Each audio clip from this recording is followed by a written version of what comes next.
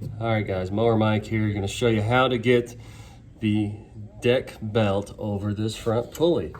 As you can see, it's always too tight. You know, there's no slack to pull it over. So I've got an old trick an old buddy taught me in the Army, and I'm going to show you how it works. We're going to go ahead and flip this camera around.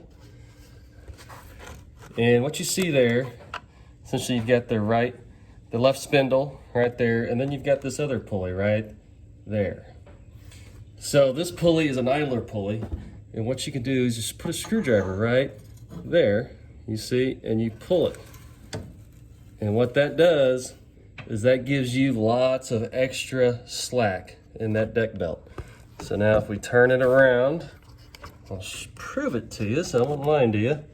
So now that with that pulled, we've got all this extra slack, and then that deck belt just slides over there, just like she was always meant to be. And then I let go of that, she gets tight, and she's ready to rock and roll and cut that grass. So I hope this guys helps installing a deck belt along with the whole deck.